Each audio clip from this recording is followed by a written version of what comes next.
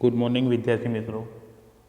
આપણે આજે ધોરણ 6માં સોશિયલ સાયન્સની અંદર ચેપ્ટર 5 શાંતિની શોધમાં બુદ્ધ અને મહાવીર વિશે આપણે આજે શીખવાના છીએ.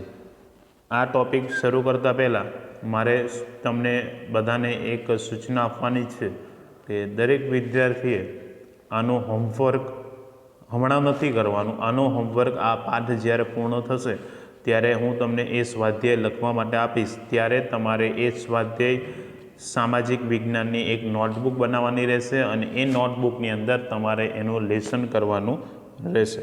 ઓકે, તો ચાલો આપણે જે છે કે શાંતિની શોધમાં ગૌતમ બુદ્ધ વિશે આપણે શીખી ગયા, જેની કેટલીક મહત્ત્વની બાબતોને આપણે જાણીશું.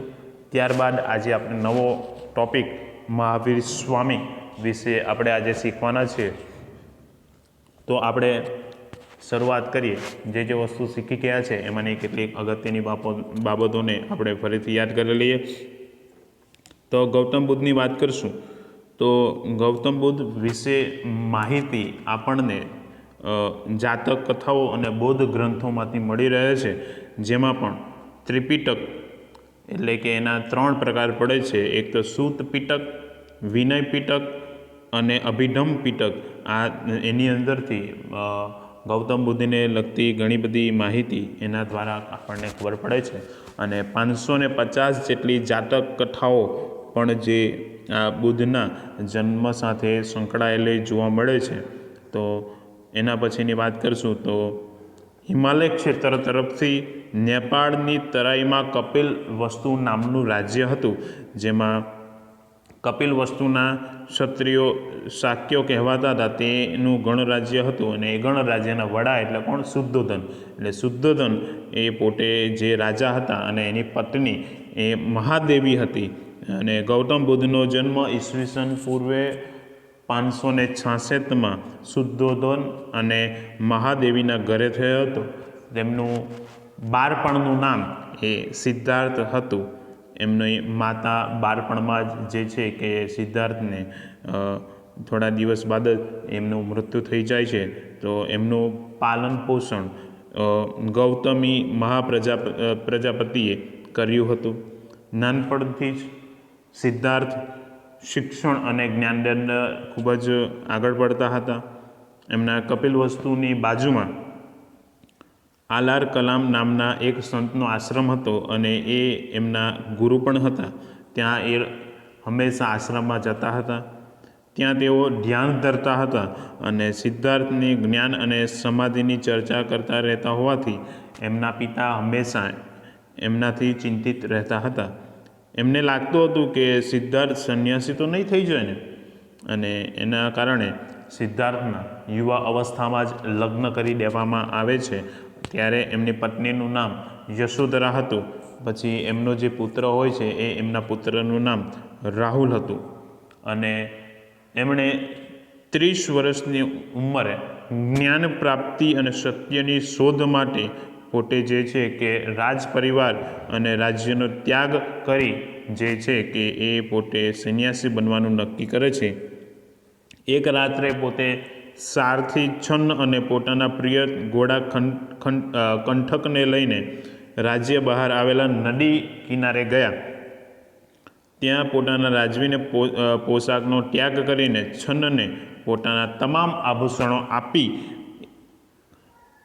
કંઠકને લઈ રાજમહેલ જવા આજ્ઞા આપે છે. અને પોતે જે છે કે સંન્યાસી ભગવા કપડાં પહેરી એ પોતે જંગલ તરફ જતા રહે છે. ગૃહ ત્યાગ બાદ રાજગૃહ અને પછી પુરુવેલા નામના સ્થળે ગયા. અહીં 5 બ્રાહ્મણ મિત્રો સાથે એ પોતે તપસ્યા શરૂ કરે છે. ત્યાં એમને લાગ્યું કે અન્નજળનો ત્યાગ કરી શરીરને કષ્ટ આપવાથી જ્ઞાન કદી પણ પ્રાપ્ત થતું નથી. અધ્યાત્મ માર્ગ અને પોતાની તૃષ્ણા ઉપર જો વ્યક્તિ વિજય મેળવી લે એ જ મનુષ્યનું સૌથી મોટું કર્તવ્ય છે. તેમણે 5 બ્રાહ્મણોનો સાથ છોડીને એકલા તપસ્યા કરવાનો નિર્ણય લે છે. પછી તેઓ બોધિગયા ખાતે એક પીપળાના વૃક્ષની નીચે સત્ય અને જ્ઞાનની પ્રાપ્તિ માટે સાધના શરૂ કરે છે. થોડા દિવસ બાદ વૈશાખી પૂર્ણિમાના દિવસે તેમને જ્ઞાનની પ્રાપ્તિ થાય છે અને જ્ઞાનની પ્રાપ્તિ થતાં સિદ્ધાર્થમાંથી તેઓ બુદ્ધ થઈ જાય છે અને બુદ્ધનો અર્થ જે છે કે જ્ઞાની પણ થાય છે અને પાછળથી તેઓ ગૌતમ બુદ્ધના નામે તેઓ ઓળખાય છે અને જ્ઞાન પ્રાપ્તિ બાદ એઓ સારનાથ જાય છે અને જ્યાં તેમના જૂના બ્રાહ્મણ મિત્રો મળે છે અને સૌ પ્રથમ એ એમના 5 બ્રાહ્મણ મિત્રો સાથે સારનાથમાં એ પોતે પ્રથમ ઉપદેશ આપે છે અને આ પ્રથમ ઉપદેશને આપણે ધર્મચક્ર પ્રવર્તન તરીકે પણ ઓળખીએ છીએ અને એની અંદર એમણે એમના મતે 4 આર્ય સત્ય છે કે સંસાર એ દુઃખથી ભરેલું છે, દુઃખનું કારણ તૃષ્ણા એટલે ઈચ્છા છે, દુઃખનો નાશ તૃષ્ણાનો ત્યાગ છે એટલે ઈચ્છાનો આપણે શું કરવો જોઈએ? ત્યાગ કરવો જોઈએ અને અષ્ટાંગિક માર્ગ અપનાવવાથી જ તૃષ્ણાનો ત્યાગ થાય છે એટલે સત્યનો માર્ગ અપનાવવાથી જ જે છે ઈચ્છાઓ આપણી શું થાય છે? નષ્ટ થાય છે અને જે છે એમણે આ 4 આર્ય સત્ય બૌદ્ધ ધર્મના સિદ્ધાંત તરીકે એમના જાણીતા છે જેને સમયક દર્શન પણ કહેવામાં આવે છે અને ગૌતમ બુદ્ધને એક મહાન સુધારક તરીકે પણ સારી રીતે યાદ કરવામાં આવે છે જેમણે ઈશ્વર અને આત્માનો ઇનકારની પણ વાત કરી હતી કે જેની અંદર ગૌતમ બુદ્ધે ઈશ્વર અને આત્માનો ઇનકાર કરી કર્મવાદને મહત્ત્વ આપ્યું અને એમના મતે જો ઈશ્વર હોય તો દુઃખ સંભવે જ નહીં અને આત્માના કલ્યાણ રત રહેવાને બદલે વર્તમાન કાળમાં સદવિચારયુક્ત જીવન આપણે જીવવું જોઈએ એવું જે છે ગૌતમ બુદ્ધ કહેતા હતા. ત્યારબાદ કર્મકાંડનો વિરોધ, તો એમણે કર્મકાંડનો વિરોધ પણ કર્યો હતો કારણ કે આપણે જોઈએ છે કે હિન્દુ ધર્મમાં વ્યાપેલા કર્મકાંડના વિરોધમાં યજ્ઞમાં થતી પશુ હિંસાઓને અટકાવવા એમણે વિરોધ કર્યા. તેમણે કહ્યું કે અહિંસા એ સર્વોચ્ચ ગુણ છે. તમામ પ્રાણીઓ પ્રત્યે અહિંસાથી વર્તવું તે માનવીનું સૌથી મોટું શું રહેલું છે? કર્તવ્ય રહેલું છે. ત્યારબાદ ઊંચ નીચના ભેદભાવનો વિરોધ કે હિન્દુ ધર્મની અંદર તે સમય દરમિયાન 4 વર્ણો હતા. બ્રાહ્મણ, ક્ષત્રિય, વૈશ્ય અને શૂદ્ર એમ 4 પ્રકારના વર્ણો હતા. તો ગૌતમ બુદ્ધે આ વર્ણ વ્યવસ્થાનો જ શું કર્યો? વિરોધ કર્યો.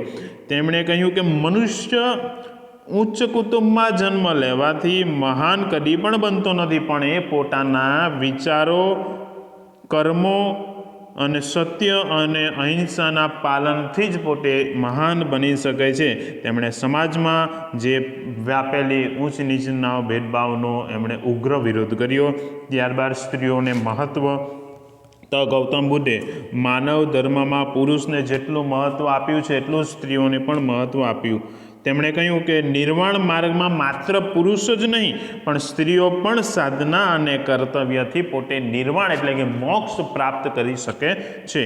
અને ગૌતમ બુદ્ધ જે નિર્વાણ પામે છે એટલે જ્યારે મૃત્યુ પામે છે તો તે સમયની વાત કે એમણે ગૌતમ બુદ્ધને વૈશાખી પૂર્ણિમાના દિવસે જ્ઞાન પ્રાપ્ત થયું. જ્ઞાન પ્રાપ્ત કરી ભારતના સમાજમાં પોતે ધર્મ સુધારા કર્યા અને અનેક લોકોને સદમાર્ગે વાળ્યા અને સત્ય અને અહિંસા ઉપર એમણે ઉપદેશો આપ્યા. માંસાહાર અને ઊંચ નીચના ભેદભાવોને વિરોધ કર્યો અને 80 વર્ષની વયે કુશીનારામાં તેમનું અવસાન થાય છે અને તેઓ નિર્માણ પામ્યા. આજે પણ એમના વિચારો અને ધર્મ આજે પણ લોકોમાં જીવંત રહેલા છે. તો આજે આપણે હવે એવા જ એક બીજા મહાન ઉપદેશક અને જેમણે આપણે જે છે કે જૈન ધર્મની અંદર ખૂબ જ આગળ પડતું જે સ્થાન ધરાવનાર એવા મહાવીર સ્વામી વિશે આપણે શીખવાના છીએ. તો એ પહેલાં જૈન ધર્મની અંદર કયા કયા તીર્થકરો થઈ ગયા તો એની વિશે આપણે વાત કરશું. તો બૌદ્ધ ધર્મની જેમ જ ભારતીય સમાજ જીવનમાં જૈન ધર્મનું પણ એટલું જ મહત્ત્વનું સ્થાન છે. જૈન ધર્મમાં કુલ 24 તીર્થકરો થઈ ગયા જેની અંદર આપણને જોવા મળશે. તો એની અંદર આપણે જોઈશું તો જૈન ધર્મને જાણવાના મહત્ત્વપૂર્ણ સ્ત્રોતો છે. જૈન ધર્મની અંદર પ્રથમ તીર્થકર ઋષભદેવ, જેને આદિનાથ નામે પણ ઓળખવામાં આવે છે, જે જૈન ધર્મની અંદર 23મા તીર્થકર હતા. અને એ પાર્શ્વનાથ હતા. પાર્શ્વનાથ કાશીના રાજા અશ્વેસેનના પુત્ર હતા. તેમણે 30 વર્ષની ઉંમરે શું કર્યું? ગૃહ ત્યાગ કરી સંન્યાસી બની જૈન ધર્મના ઉપદેશક બની ગયા અને એમણે ઉપદેશ આપ્યો. અને વૈદિક ધર્મ અને કર્મકાંડ અને જાતિ પ્રથાનો પણ એમણે જે છે કે વિરોધ કર્યો હતો. તેમણે સત્ય, અહિંસા અને અપરિગ્રહનો એમણે શું આપ્યો? એમણે ઉપદેશ આપ્યો. અને તેમના પછી 24મા તીર્થકર કોણ હતા? એ મહાવીર સ્વામી હતા. તો એ 24મા તીર્થકર મહાવીર સ્વામી વિશે આપણે આની અંદર શીખવાના છે. તો આપણે આ ફકરાને ફરીથી એક વખત જાણી લઈએ, એક વખત સમજી લઈએ. તો એની વાત કરીએ તો કે ભાઈ જૈન ધર્મની અંદર કુલ 24 જેટલા તીર્થકરો થઈ ગયા, જેની અંદર પ્રથમ તીર્થકર ઋષભદેવ એટલે કે આદિનાથ ભગવાન હતા.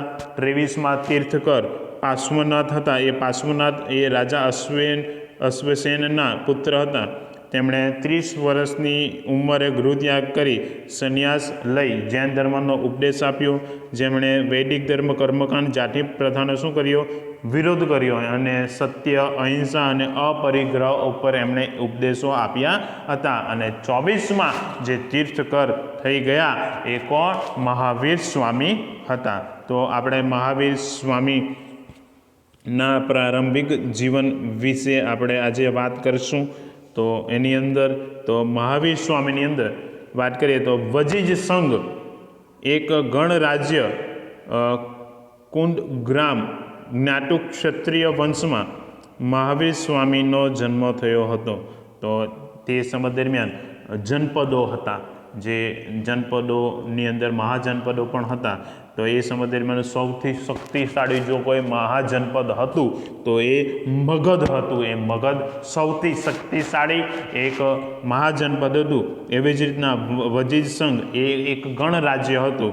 એ ગણરાજ્યના કૃંદ ગ્રામના જ્ઞાતુ ક્ષત્રિય વંશમાં મહાવીર સ્વામીનો જન્મ થયેલ હતો. તેમનું બાળપણનું નામ વર્ધમાન હતું. તેમના પિતા સિદ્ધાર્થ ગણરાજ્યના રાજા હતા. મહાવીર સ્વામીની માતાનું નામ ત્રિશલા દેવી હતું. તેમના મોટા ભાઈનું નામ નંદીવર્ધન હતું. વર્ધમાન પણ ગૌતમ બુદ્ધની જેમ રાજકુમાર હોવાથી એમને કલા અને જ્ઞાન મેળવ્યું હતું. તેમના લગ્ન રાજકુમારી યશોદા સાથે થયા હતા. વર્ધમાનની પુત્રીનું નામ પ્રિયદર્શની હતું. તો આની અંદરની મહત્ત્વની બાબતો કઈ કઈ છે તો એને ફરીથી આપણે જોઈ લઈએ કે વજીજ સંઘના એક ગણરાજ્ય કૃંદગામ જ્ઞાતુ ક્ષત્રિય વંશમાં મહાવીર સ્વામીનો જન્મ થયો હતો. તો બાળપણનું નામ એમનું શું હતું? તો વર્ધમાન હતું. એમના પિતાનું નામ શું હતું? તો સિદ્ધાર્થ હતું. એમની માતાનું નામ નામ ત્રિશલા દેવી હતી. તો એમનું મોટા ભાઈનું નામ તો નંદીવર્ધન હતું. તો એ પછી એમની જે છે કે એમના લગ્ન જે રાજકુમારી સાથે થયા હતા તો એ રાજકુમારીનું નામ શું હતું? યશોદા હતું. અને એમના પુત્રીનું નામ શું હતું? તો એનું પ્રિયદર્શની એનું નામ હતું. તો આની અંદર આટલી વસ્તુ એની મહત્ત્વની છે. તો એ વસ્તુને પણ આપણે યાદ રાખવાની રહેશે. ત્યારબાદ આપણે વાત કરીશું તો ગૃહત્યાગ અને સાધના. તો 30 વર્ષની વયે સત્ય અને જ્ઞાનની શોધમાં તેમણે ગૃહત્યાગ કર્યો. ભિક્ષુક જીવન ધારણ કરી 12 વર્ષ સુધી કઠોર તપસ્યા કરી. એમણે કે ભિક્ષુક એટલે કે આપણે જે કેવી રીતના ભિક્ષુક લોકો જેવી રીતના જીવન જીવે, માંગીને ખાય, તો એવી રીતનું એવું કઠોર તપસ્યા કરી.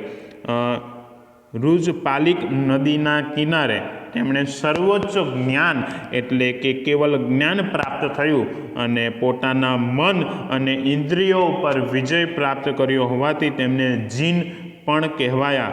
આવા મહાન પરાક્રમી વર્ધમાન ને મહાવીર તરીકે જાણીતા થયા. તો આની અંદરની પણ કેટલીક મહત્ત્વની બાબતો છે. તો એને આપણે જાણીએ કે 30 વર્ષની વયે એમણે સત્ય અને જ્ઞાનની શોધમાં એમણે ગૃહત્યાગ કર્યો અને ભિક્ષુક જીવન હોવાથી એમણે 12 વર્ષ સુધી એમણે કઠોર તપસ્યા કરી. ત્યારબાદ એમને જે છે કે રુજિપાલિક નદીના કિનારે સર્વોચ્ચ જ્ઞાન એટલે કે કેવલ જ્ઞાન પ્રાપ્ત થયું. ત્યારબાદ એમણે જે છે મન અને ઇન્દ્રિયો પર વિજય મેળવ્યો. તેના કારણે એમને શું કહેવાયા? જૈન કહેવાયા. અને પરાક્રમી વર્ધમાન પાછળથી કયા નામે ઓળખાયા? તો એ મહાવીરના નામે ઓળખાયા. તો આજે આપણે અહીં લગીનનો ટૉપિક ચલાવ્યો છે. હવે બાકીનો ટૉપિક આપણે આવતીકાલે ચલાવીશું. આવજો. જય હિન્દ.